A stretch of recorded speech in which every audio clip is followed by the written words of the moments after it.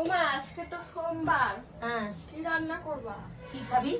তুমি এক কাজ করো, কাঁঠাল দানা দিয়ে কচুর শাক করো ঝাল ঝাল করে। কাঁঠালের দানা দিয়ে কচু শাক খাবি ঝাল ঝাল করে? আজকে তো সোমবার, পেঁয়াজ রসুন দেবো না। না, নিরামিষ। ও নিরামিষ খাবি? ঠিক আছে, চলো তাহলে আজকে কচু শাকই করা যাক। আর এদিকে কচুটাকে ভালো করে ধুয়ে তারপরে কেটে কুটে নিয়ে এদিকে উনানে বসিয়ে দিয়েছি। আর একটুখানি লবণ দিয়ে দিয়েছি যাতে জলটা বেরিয়ে যায় ভালো করে। আর তোমরা চাইলে বা সিদ্ধ নাও করতে পারো। আমি এই যে কাঁঠালের আটিটা নিয়ে নিয়েছি, কাঁঠালের আটিটা ভালো করে মানে নোড়া দিয়ে থেতলো করে খোসাটা ছাড়িয়ে নেব। আর সঙ্গীতা তো শরীর খারাপ, ওই জন্য ছোলা ভিজিয়েছিলাম, সেই ছোলাটা একটু দিয়ে দেবো। আর এদিকে ছোলার কচুটা না একটুখানি সিদ্ধর পরে আমি ছোলার আটিটা দেবো, যেহেতু পুরো গলে গেলে না খেতে ভালো লাগে না, ওই জন্য একটু পরে পরেই দিয়েছি। আর এদিকে আমার সিদ্ধ হয়ে গেছে, দিদি কাজের দিদি আমার রান্না দিদি আমার নামিয়ে দিয়েছে। দেখো সিদ্ধটা কমপ্লিট হয়ে গেছে। এবার আমি বসে নেবো কড়াইটা ভালো করে গরম হয়ে গেছে। এবার আমি তেলটা দিয়ে দেবো। আমি না বেশিরভাগই সাদা তেলটাই ব্যবহার করি, তোমরা চাইলে সর্ষে তেলটা করতে পারো। আর শুকনো লঙ্কাটা দিয়ে দিলাম, আমি শুকনো লঙ্কাটা বেশি দিলাম যেহেতু কচু শাক তো।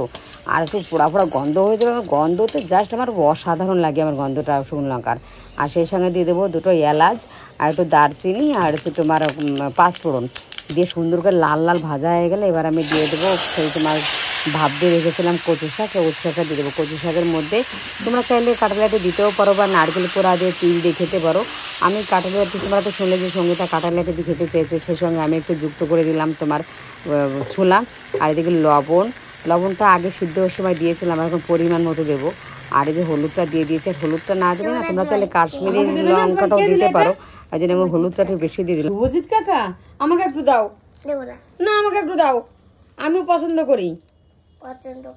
আগে এগুলো মেলায় গেলে জানো তো কিনে কিনে খেতাম, আর এখন তো এগুলো বেশিরভাগই কেমিক্যাল দিয়ে রং ফং দেওয়া থাকে, এগুলো এখন ভালো না জানো, বাকি ভালো একদম ভালো না। এবারে একে দিয়ে দেবো তোমার হলুদ দিয়েছি, তেজপাতা আর একটু আদাটা দিয়েছি কেন, যেহেতু এগুলো তোমাদের চাষ করা করছে একটু বুনো গন্ধ বেরোয় তার জন্য। আর লঙ্কার পরিমাণটা একটু বেশি দিয়েছি কারণ কচু শাকে একটু ঝাল ঝাল লবণ বেশি না হলে এবারে ভালো লাগে না খেতে। আর এদিকে পুরো আঠা আঠা হয়ে গেছে খেতে, এবারে একটু আঠা আঠা না হলে না খেতেও ভালো লাগে, গলা চুলানো ভয় থাকে। এবার নামানোর আগে দিয়ে দেবো একটুখানি চিনি, আর হচ্ছে তোমার চিনিটা দিয়ে সুন্দর করে দিলে মিষ্টি মিষ্টি লাগে, খেতে অসাধারণ লাগে। আর তোমাদের যার গলা চুলকানো ভয় আছে তারা একটুখানি লেবু দিয়ে দেবে, লেবু দিলে একটু টকটকও লাগে, গলা চুলকানোটাও লাগে না, বেশ খেতেও খুব ভালো লাগে। তোমরা লেবুটা অনেকে না চাইলেও না দিতেও পারো, সেটা কোনো অসুবিধা নেই, কিন্তু আমার মনে হয় লেবু দিলে ভালো লাগে। একটু প্রচুর ভয় মানে চুলকানোর ভয় একটু সবার থাকে, ওই জন্য আমি একটু লেবু দিয়ে দিলাম। আমার কাছে তো খুব ভালো লাগে লেবুটা দিলে, গন্ধটা খুব সুন্দর। যদি গন্ধরাজ লেবু হয় তাহলে তো আরও ভালো হয়, যেহেতু আমার গন্ধরাজ লেবু নেই বলে আমি পাতি লেবুটা দিয়ে দিয়েছিলাম, তো পুরো আঠা আঠা হয়ে গেছে, ঠিক আছে খেতে।